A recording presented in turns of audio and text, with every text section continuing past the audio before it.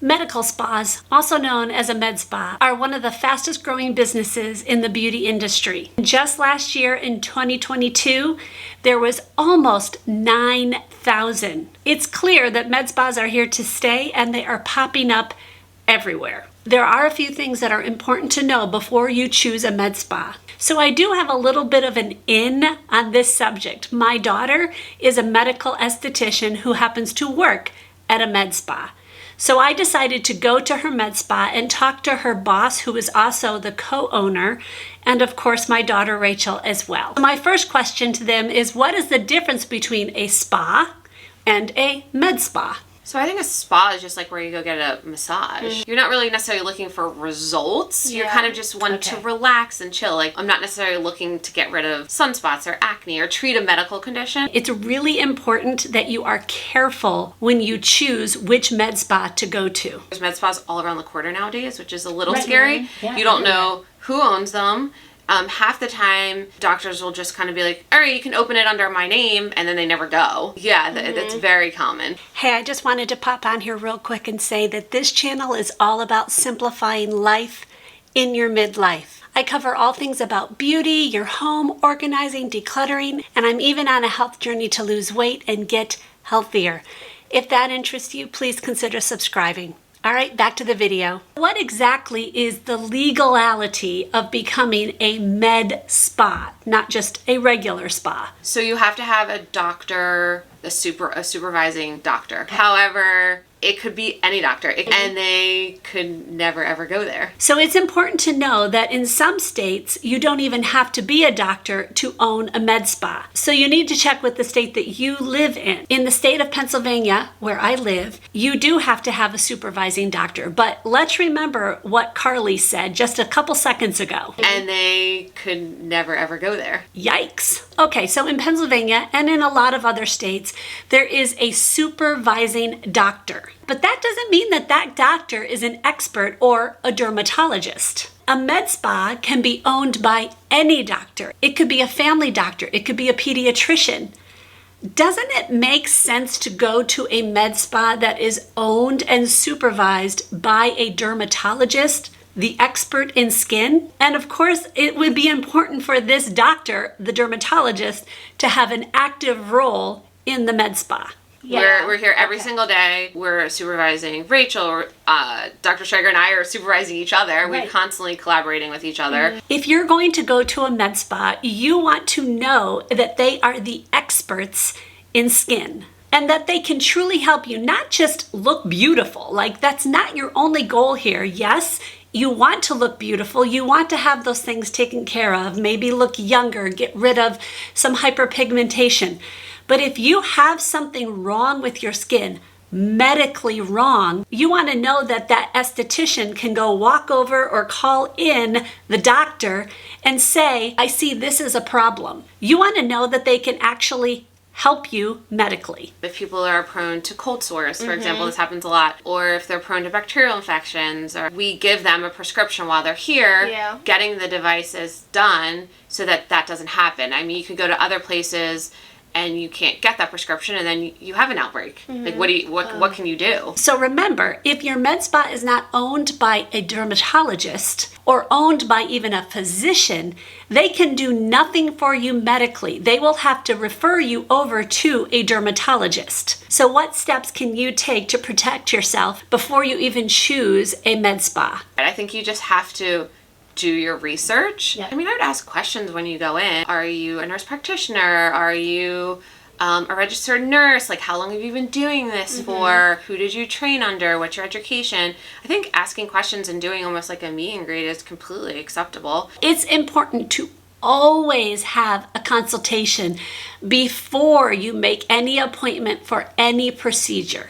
Actually, usually it's both of us. Depending on what side they want. If they want injectables or if they want more like slower results or different types of treatments for skin and it's not injectables, then it'll be with me. But usually I bring her in because she has more of the medical side information. So if that's what like they're looking for, I can talk about that. But I would say it bounces back and forth.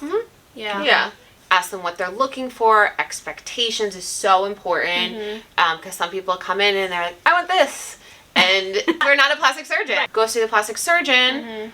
And then if that's not for you, then come back to us or go to the plastic surgeon. And then once that's done, we can maintain those results. Budget is really important. Yes. And then do a full analysis. So we do at this office have our 3D camera, which is really neat, by Vizio, which you get these pictures of yourself and it analyzes your skin and tells you what your skin type, what your skin needs, where the wrinkles are. It basically tells you what you need. Yeah. Okay. Because sometimes we can't tell by just looking at you. We'll type up all the proposal. We'll send you financially what you need, what it is, give you your printouts from the camera. A lot of people will come in for that and then just leave with a bunch of products instead.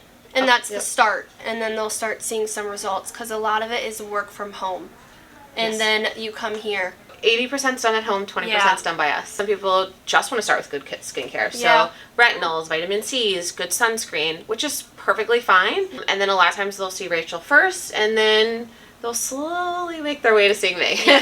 Also, it is very important that you know exactly what procedures are going to be done on your skin. And you should have all this information. Carly told me about a story that had just happened that you're not going to want to have happen to you.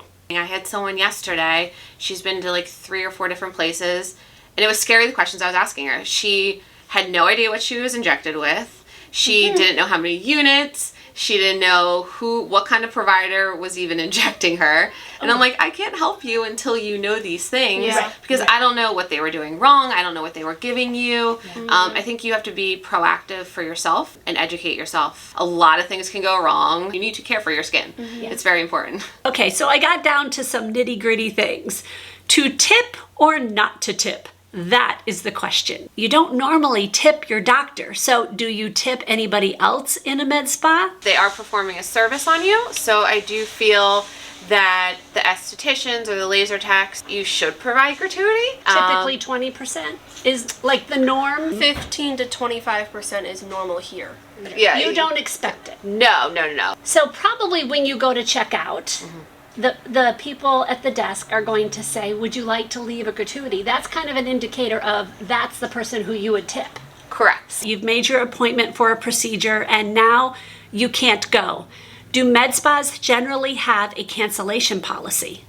It's based off of like the place. I think ours is like $50. It's $50, yeah. If we have a 1 to 2 hour block for you and then you don't show up, the provider, the esthetician, us, we're just sitting around doing nothing and we're not getting paid for the time that we put aside for you. So out of respect, it's the polite thing to do is to let us know 24 hours in advance or you have a $50 cancellation fee. Are all procedures an ongoing thing or do some, you go in, you go out, you're done? That varies between both of us. Some of them can be once and done, but they're not going to last forever and ever and ever. Like Botox or threads and stuff like that will go away over time.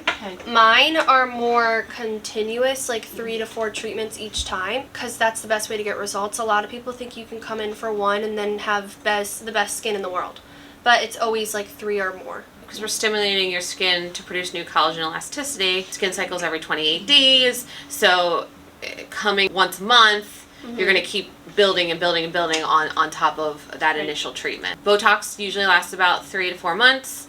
Daxies 4 to 6 months. Filler, we'll do filler, I would say come back in 6 to 12 months. Usually you're good. I could do a little touch up at 1 year, year and a half. Threads is about a year. There is a common misconception that Botox and filler are the same thing. Are they? That's a common misconception. Filler is a gel-like product that's made out of hyaluronic acid. So hyaluronic acid is naturally found in our body. It's found in our joints. It's found in our skin. It basically absorbs water, gives us that plump look in our skin, and as we age, unfortunately, lose that. So our skin doesn't look as plump and as filled, and we start to see deficits. So what we do is basically inject it in the areas of fat pad loss. So we have different fat pads in our body that we start to lose as well. So we inject the hyaluronic acid into those fat pad areas, and that supports and fills up the deficits that we're starting to see. Botox is botulism. but it's at a very tiny, tiny dose. Everyone gets scared. Oh my gosh, am I going to have botulism? No, no, no. What that does is it adheres to the muscle and stops the muscles from contracting. So everyone thinks Botox gets rid of lines.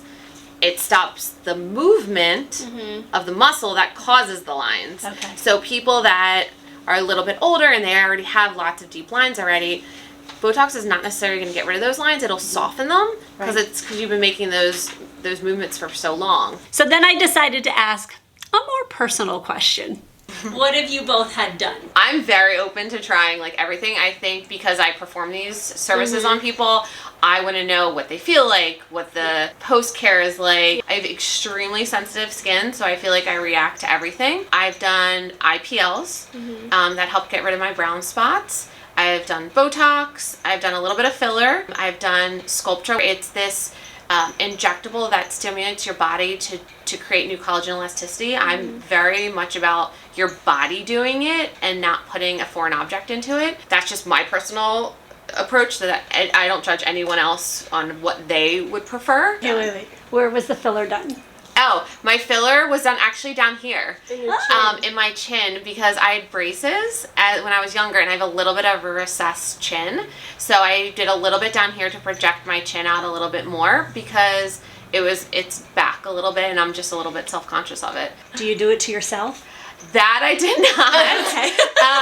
No, Other that I stuff did she not. will. Yeah, I will do Botox to myself. She'll just look in the mirror and do it herself. Our laser tech Elise is phenomenal, so she's done lasers on me. We've Filler done definitely knows. hydrofacials on you. Yep, I've done hydrofacials. I did microneedling with PRF, which Yeah. is where you draw your blood and you put the liquid gold in microneedling into yourself. The only thing I haven't done is RF microneedling, which I'm going to do because I can't believe that's the one thing I haven't done yet. And she's done dermaplane. Dermaplane. Oh, Yeah. and I have done smooth threads underneath my eyes. Ooh. So I've done a little bit of threads. Wow. So She's I feel done like I've done it almost everything. Yeah. I have done Dysport, which is a type of botulism, so like Botox. I've done microneedling twice, and I love it. It basically produces new collagen in your skin. It's like a micro injury, but you can't see it. You're red for a few days, but I love it. It's helped with my texture a lot. I've also done hydrofacials and dermaplane.